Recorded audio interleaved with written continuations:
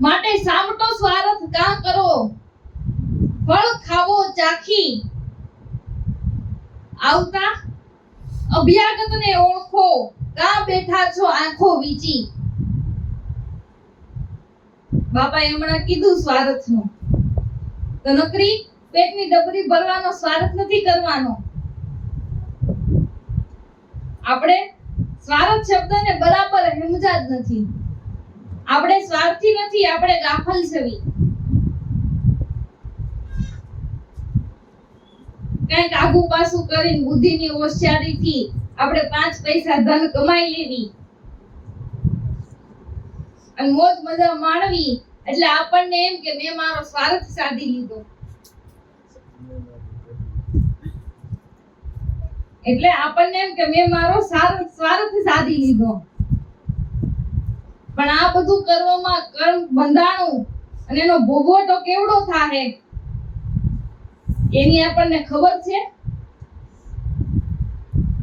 આ બધું કરવામાં આપણે કર્મ બંધાણું અને એનો ભોગવટો કેવડો થાય એની આપણને ખબર નથી. એટલે આપણે સ્વાર્થી નથી, એટલે આપણે ગાફલ છવી. સ્વાર્થી તો આ સંતો છે. સ્વાર્થી સંતો છે જેણે એક જન્મ નહીં બહુ ભાવ સુધારી લીધા. ભગવાનની ભક્તિ કરીને કમાઈ કરીને સંતોએ એક જન્મ નહીં પણ બહુ ભાવ સુધારી લીધા.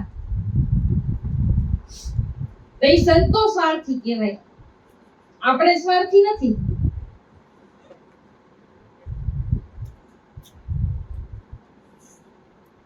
બુદ્ધિના બળે કરીને ગાફલતમાં રહી ગયા અને જમને હાથ સપડાઈ ગયા. એટલે આપણે સ્વાર્થી નથી, સંતો સ્વાર્થી છે.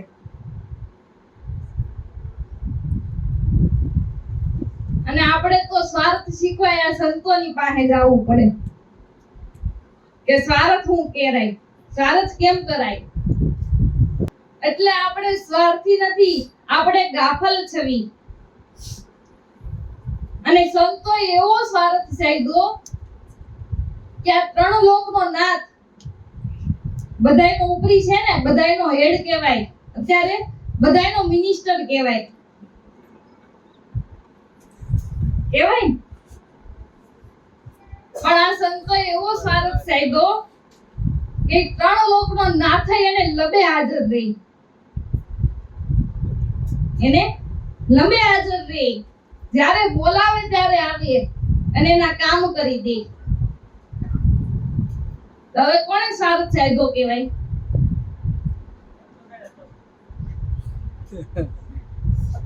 ઈ સ્વાર્થ સાધ્યો કહેવાય.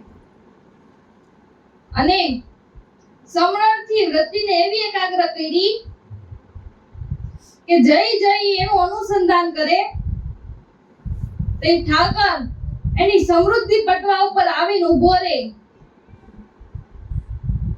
એની સમૃદ્ધિ પટવા ઉપર આવીને ઊભો રહે અને બેયને ઈશારે હાથ એની ઉપર રાખે. ઈ સ્વાર્થ સાધ્યો કહેવાય.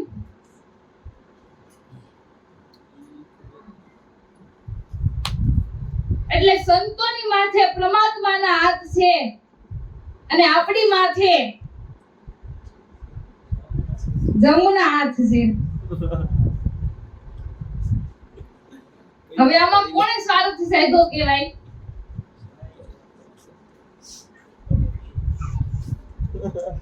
સંતોએ. એટલે સંતોની માથે પરમાત્માના હાથ છે અને આપણી માથે જમના. માટે સામટો સ્વાર્થ કા કરો, ફળ ખાવો ચાખી. આપણે પહેલા ફળને ચાખી લેવું, કડવું તો નથી. મીઠું હોય તો જ ખાવું, મીઠું હોય તો જ ખાવું. તમે જે કર્મ કરો એવું એનું ફળ અને એવો એનો સ્વાદ હોય. તમે જે કર્મ કરો એવું જ એનું ફળ હોય ને એવો જ એનો સ્વાદ હોય. તમે જો અધમ કર્મ કરો તો એનું અધમ ફળ હોય અને એનો કડવો સ્વાદ હોય, અને તમે સત્કર્મ કરો તો એનું ફળ સારું હોય અને એનો સ્વાદ મીઠો હોય. અધમ કર્મના ફળનો સ્વાદ કડવો હોય. તમે 84 નો દેહ ધારણ કરો, યાતનાઓ ભોગવા કરવો, એ કડવો સ્વાદ નો કહેવાય કે મીઠો કહેવાય?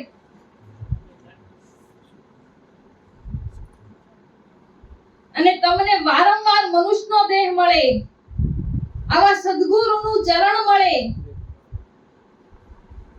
ભક્તિ ભાવમાં આપણે રમણું કરતા રહેવી, એ મીઠો સ્વાદ નો કહેવાય?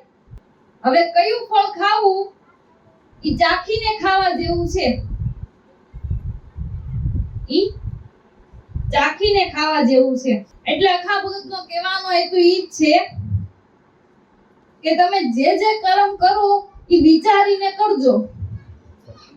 તમે જે જે કર્મ કરો એ વિચારીને કરજો. પણ આપણે 5 પૈસાના સ્વાર્થ હાટું થઈને જીવ અધમ કર્મ કરી બેહે. 5 પૈસાના સ્વાર્થ હાટુથી જીવ અધમ કર્મ કરી બેહે છે. એટલે જે કર્મ કરો એ વિચારીને કરજો. અને આપણે કર્મ એવું કરાય કે જે સેવાના રૂપમાં પરિવર્તન થઈ જાય. પછી ઈ સેવાના રૂપમાં પરિવર્તન થઈ જાય, એવું કર્મ કરો ઈ મીઠું થાય. અને સારા કર્મનું ફળ તો સારું જ હોય. માટે સામટો સ્વાર્થ કા કરો, ફળ ખાવો ચાખી, આવતા અભ્યાગતને ઓળખો, કા બેઠા છો આંખો વીચી. આ પૃથ્વી ઉપર ઉતરો ઉત્તર એવા અભ્યાગત સંતો પધારે છે, એની આપણે ઓળખાણ કરવી જોઈએ. ઈ સંતથી આપણે નાતો બાંધવો જોઈએ. તમે અભ્યાગત કોને કહો?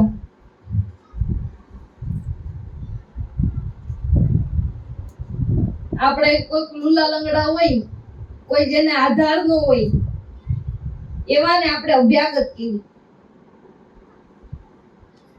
પણ આ તો અભય પદની ભાન કરાવે એવા અભ્યાગત સંતો આ પૃથ્વી ઉપર ઉતરો ઉત્તર વધારે છે, એને આપણે ઓળખવા જોઈએ. અને મનુષ્યનો અવતાર મળ્યો હોય તો આવા અભ્યાગત સંતોને ઓળખા વિના આંખો વીચીને હું બેઠા છો? સંતથી નાતો બાંધો, એને ઓળખો.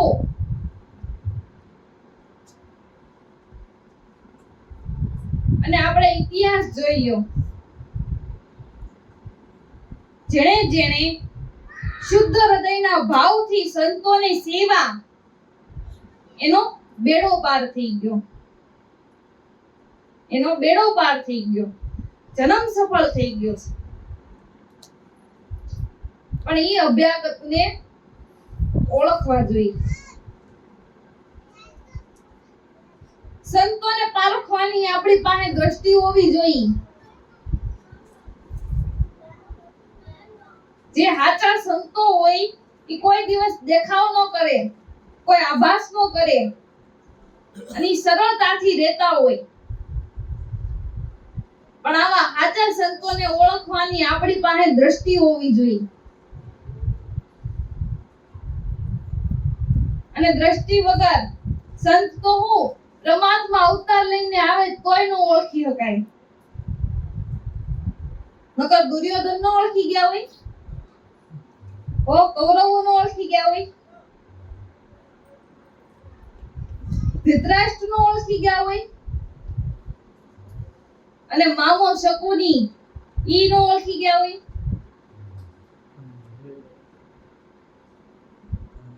પણ ભગવાન અવતાર લઈને આવે તો પારખ દ્રષ્ટિ વિના ઈ ઓળખાય નહીં. એ મખા ભગત કે એવા અભ્યાગત સંતો ઉતરો ઉત્તર આ પાંચ તત્વના ખલકા ઓઢી સંતો માનવ સમાજના કલ્યાણની હાટુ થઈને આવે, પણ એની વાતને માન્ય કરો તો કામનું. અને સંતની વાત તો માનવી જ જોઈ, સંતની વાત માનવી જ જોઈ.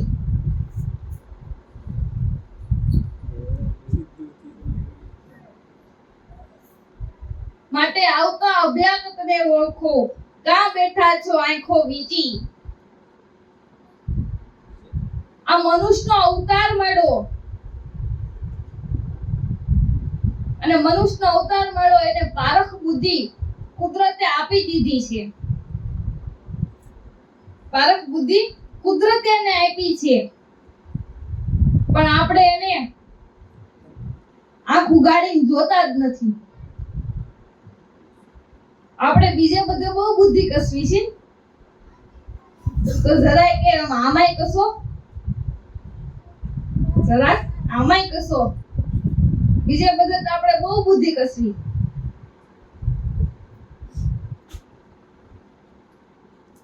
માટે આવતા અભ્યાગતને ઓળખો, કાં બેઠા છો આંખો વીંચી. હે વીરા વાડી વધાવો, સાચા સતગુરુ મોટા મુનિવરને સેવીએ.